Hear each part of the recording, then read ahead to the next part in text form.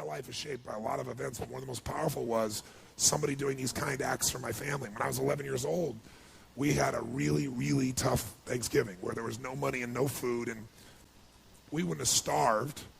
We always found a way to get something, but we weren't going to have a Thanksgiving dinner, that's for sure, certainly not a feast of any sort.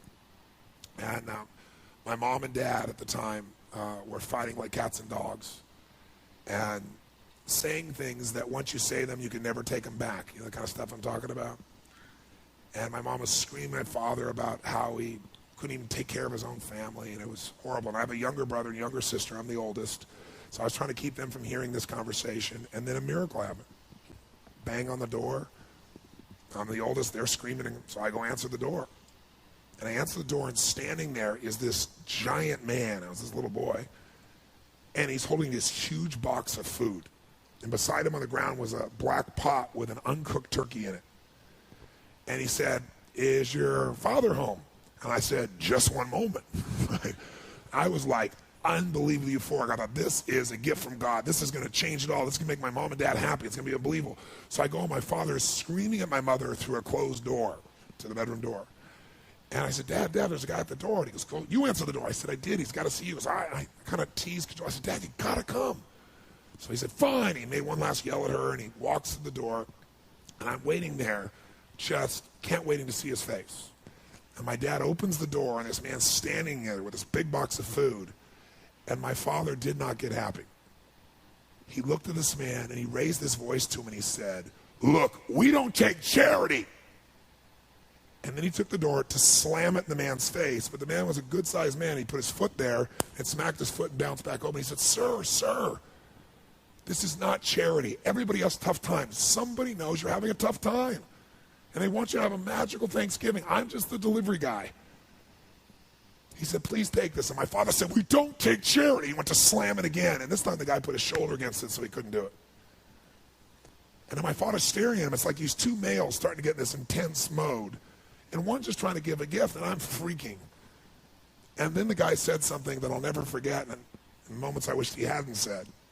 But he found a way to force my father. He's holding this thing, and he looked at me, and then he looked at my dad, and he said, "Don't make your family suffer because of your ego." Now my dad's level of energy increased, but he was also trapped. You get it? So he took the food, slammed it on our table, and slammed the door in the man's face and never even thanked him. And I didn't know what to do. Part of me wanted to cry. Part of me was crushed. And I watched my father storm off and went on back to scream at my mother. And I remember that day just thinking, I don't understand. And years later, I began to understand it a little bit. What I began to understand is that you look at a person's life, and it's like so much in life you could be joyous about. Like I wanted to smile, you know what I mean? Even now I can remember it. I wanted to smile about this great gift, but now I couldn't even smile because it would make him angry. And then I thought, years I figured out, our whole life is shaped by decisions. That's what we've talked about today, right? But there's 3 decisions you're making every moment you're alive. And the way you make these 3 decisions shapes your destiny. First decision we're all making every moment is, what are you going to focus on? What are you going to focus on? And, I realized that my father's life and my life ended up very different because we made that day 3 decisions very differently. He decided to focus on the fact that he has not fed his family. And the second question you got to decide, every moment you're alive, and including this moment, what are you going to focus on? The second question is, as you're focusing on, what does this mean? What does it mean? And the bottom line on meaning is, if you think about it, you get to make up the meaning, and most people pick the worst one, don't they? That day, my father decided to focus on the fact he hadn't fed his family, and I know what meaning he gave because he said it out loud over and over again, that he was worthless because he had not taken care of his family. And then the final and most important decision you make every moment you're alive, what am I going to do? What am I going to do? And I'll tell you what he decided to do. He decided to leave our family shortly thereafter, which at the time was the worst experience of my life. It was the most crushing experience I felt. It's been so many years now, I don't have the same feelings. And part of it is 3 years ago he passed away. But at the time, I knew no greater pain. My family knew no greater pain. I couldn't understand why he would leave. I loved him so much. And my life turned out very different than him. I was the only one to go at his funeral. No one else in the family would go. Nobody wanted to be part of it. He died alone of a disease called connective tissue disorder. And I can tell you, right before his death, he got the lesson because he looked at me and he said, son, he said, I was a bastard. I didn't connect with anybody, and look what I'm dying of. It's unbelievable. So that same day, I made 3 different decisions. I decided to focus on the fact there was food. What a concept. I like that. But what changed my life was the meaning I gave it. I decided that day that what this means is that strangers care. And if strangers care about me and my family, I decided what I was going to do is I was going to care about strangers. And that completely changed my life. I promised myself someday I'd do well enough to do this for other families like was done for me. And I didn't wait till I was, wealthy to do it. I did my first one when I was 17. I remembered I was 17, I had my own car, I had some money, and I decided to go on the greatest shopping spree of my life at that point.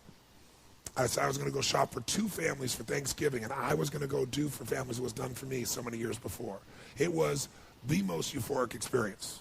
I took 2 baskets, I went to the manager of the place, I told him what I was going to do, and I said, I want you to give me a discount, you be my partner, give me 10%, cheap bastard. Right? But it was so cool. I got 2 of everything, right? Because I wanted to get enough food for a family for 2 or 3 days and have an unbelievable feast. Then I called this church in the barrio area, and I said, listen, I want to go take care of some families that are too proud to come to the church and get food. So they might suffer. Can you recommend some families? And they gave me 2 families. So then I wrote a note because I thought, you know what? I'm going to put on old jeans and a T-shirt, and I'm going to deliver this. I'm not going to get the acknowledgement, but I do want to see their faces. Right? So I'll go as the delivery boy, which is easy. I look like one. But I wrote this note. I don't want him to get upset like my father did. So I wrote this note and I said, this is a gift from a friend. Please know that you're loved. I want you to have an extraordinary Thanksgiving. You deserve it. Please accept this gift. And then I put under it, I said, if you can, someday do well enough to do this for one other family and pass on the gift. And I put love a friend. And then I realized I was going to an area that was more Latino and I don't speak Spanish, so I thought I got a friend to write on the back in Spanish so I could flip it around if there was a challenge. So I got one of my buddy's old vans, because I need a little room, put all the groceries in, and I drove to this house. And it was not what I expected, it was more. I got to this house and I got 2 bags of groceries and I banged on the door. Door opened and this woman about this tall, right, stares up at me like this, right? And I said, hi. And it was very obvious she didn't speak any English. And she let out a scream when she saw the food. And by the way, this woman had 5 children and a husband. What I didn't know is the husband had left her 3 days before with no money, no food, and 5 kids. So I got these bags. So she screamed and she grabbed me and started pulling on my neck and like kissing me, right? And I said, no. I said, I'm the delivery boy. And she didn't understand a word I was saying. So I reached in the pocket and I gave her the note, flipped it over. She read it in Spanish. And then she started to bawl. So then she came and started kissing me again. I said, no, I'm the delivery boy. I'm, trying to show her. And she goes, no, gift from God. I said, I'm trying not to bawl. So I'm like, where do I put this? And I'm doing everything. I hold it together, like smiling, but I want to cry. And she just pointed. It wasn't a big house. It's like a room. So I went over and I put the stuff on there. And just as I'm trying to put stuff on there, I hear these screams. And all of a sudden, bam, bam. 2 boys hit me, one leg, then the other. These 2 little guys just tackle me, right? When they saw the food, they went crazy. When I saw the pumpkin pie, it was over. So I said, come out with me. And so they came out, and we kept bringing these groceries in. And I'm telling you, it was like, I don't know how to describe it. It was the most euphoric, fun, passionate, loving. It was like they're my little brothers, And so we brought all the stuff in, and they were laughing, and they were lit up. And then, I'd done it all, and it was time to go, and I didn't want to go, and they didn't want me to go. This one little boy just wouldn't let go of my leg, and he just kept looking up to me and hugging me, and I was like, but I had to go make the other delivery.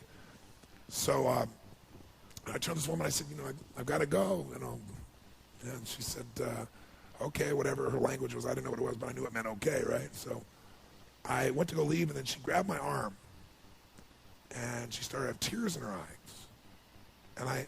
And I said, I wanted to say, Happy Thanksgiving, but I didn't know Spanish, so I went, Feliz Navidad. figured it was close. You know? And she started she went from crying to laughing, right? And then she grabbed and gave me this big hug, and the kids gave me these hugs. And I remember I got out and I walked off, and they were all standing on the porch. And I got in this little van, and I drove it out and to turn it around. And as I went to turn it around, I looked in the rearview mirror, and I was feeling all this emotion building in my body. And I looked in the mirror, and I saw Mama standing in the porch with her kids, all the kids smiling. Mama sitting there crying hysterically and smiling from ear to ear. And I couldn't keep it together. I was right there, stopped in the street, and I started bawling uncontrollably. And I remember just thinking, this is a beautiful thing. Why is this making me cry? And, why is this a great thing? Why am I so emotional about this? And then I got it. I realized in that moment that the worst day of my life, my father leaving, had actually been the best day of my life. Because if I hadn't had that experience, I wouldn't be here today. And now because of that, I'm get to live this life. And I have the desire and the drive and the want to give in this way. And so I've really realized that the worst day was the best day, that was God's gift. The gift wouldn't have been there if he would have stayed. There's an old country song that says, "Thank God for unanswered prayers." It's a story about this man who wants his prayer and finds out later on it wasn't fulfilled, right?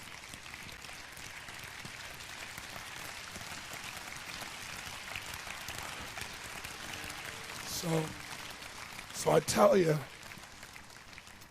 the story for a couple reasons. One is, if you want to change your life, figure out how your worst day was your best day. It'll change everything, because it is if you look for it. If you find the deeper meaning, it is. There's something in you that wouldn't be there without it. And the second reason is because I want to recruit your soul. Not for your money or business. I want to recruit you in this action of going and making a difference. I want to recruit you for you, because I know if you go do a few of these things, you'll get hooked, and you'll make it a ritual, and it'll change your life. Whatever things you do in your life, this is what it's really about. And, it won't be long before it'll be Thanksgiving here, and we still do this. I start out the first year, I fed 2 families, and the next year I fed 4. I'm going to double it. Next year I did 8, which was a lot of work.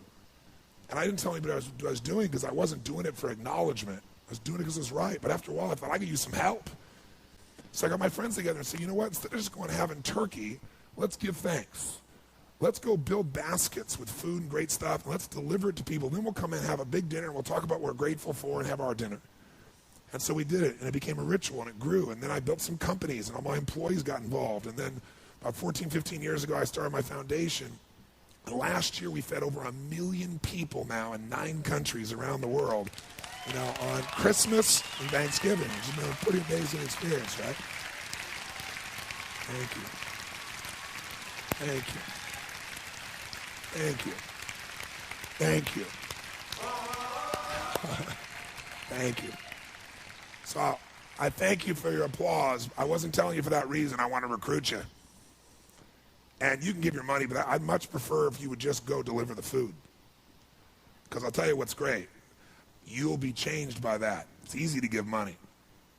But when you enter an environment and you give, you don't give as the giver. You go as the delivery person, but you're really the one that made it. It'll absolutely change your life.